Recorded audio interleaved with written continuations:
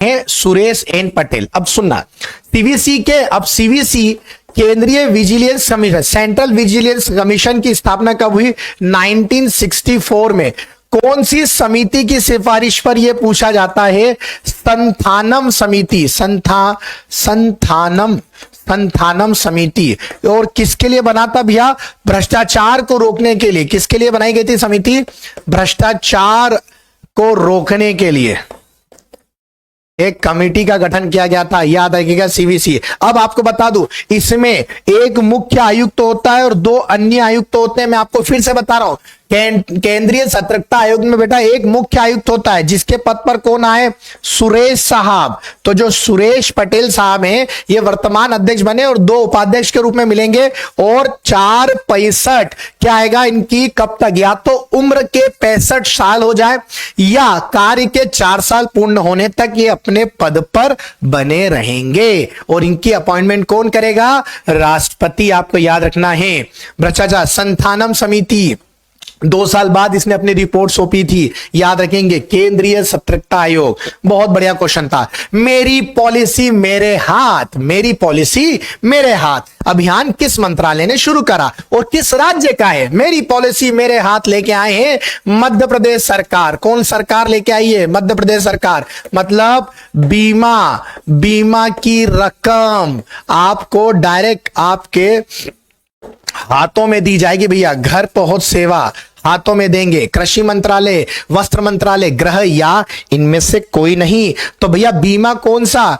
ठीक है, कृषि बीमा की बात हो रही है तो क्या आ जाएगा?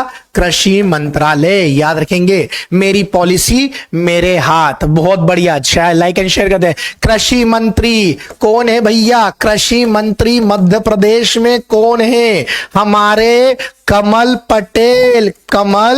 पटेल साहब। याद रखेंगे, कौन है मध्य प्रदेश में? कमल पटेल साहब। आपको याद रखना है। गृह मंत्रालय नहीं, मेरी पॉलिसी मेरे हाथ। जी, जो भी बीमा होता है फसल को लेके, तो अब उसका जो लाभार्थी है उस तक हम पहुंचाएंगे। तो ये मध्य प्रदेश सरकार ने शुरू करी है। बीमा की रकम हाथों में दी जाएगी भैया, ठीक है, ये याद रखेंगे।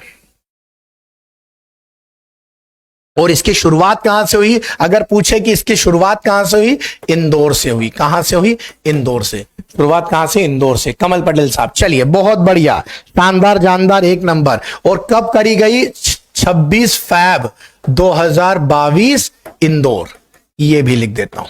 चलिए दोस्तों, अगला चलते हैं कि नॉर्थ ईस्ट फेस्टिवल का आयोजन किस राज्य में किया गया? फटाफट बताइए।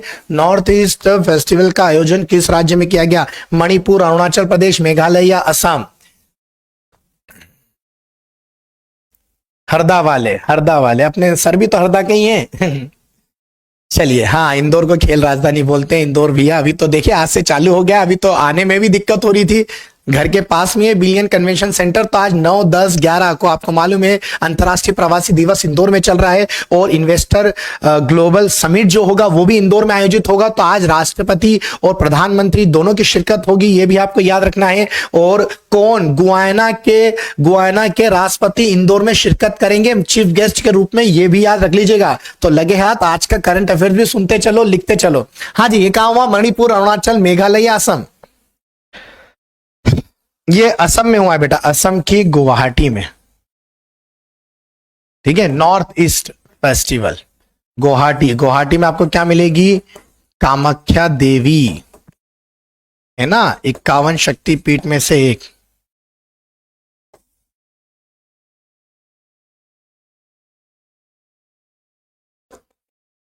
याद रखना, 51 शक्तिपीठ में से एक गुवाहाटी, ठीक है, असम, है ना। और असम की राजधानी क्या है? असम की राजधानी है दिशपुर। क्या रहे? दिशपुर इसकी राजधानी असम की। तो जल्दी से मुझे असम के सीएम और असम के राज्यपाल बता दीजिए। इस बार लेट मत करना राज्यपाल बताने में। चलिए, तो असम को 7 सिस्टर में नंबर 1 कहा जाता है। इसी से 6 अन्य सिस्टर बदली। असम चाय उत्पादन में नंबर 1 है। यहाँ की चाय सबसे महंगी चाय, आपको याद रखना है। और आपको यह भी याद रखना है 99,999 रुपए मात्र, ठीक है। जल्दी बताइए, ठीक है। माजुली द्वीप भी यही मिलेगा असम में। चलिए, जगदीश और हेमंत, बहुत बढ़िया, क्या बात है। हेमंत, हेमंत सोरेन नहीं है भैया, हेमंत, हेमंत विश्व शर्मा, क्या कर रहे हो, ठीक है।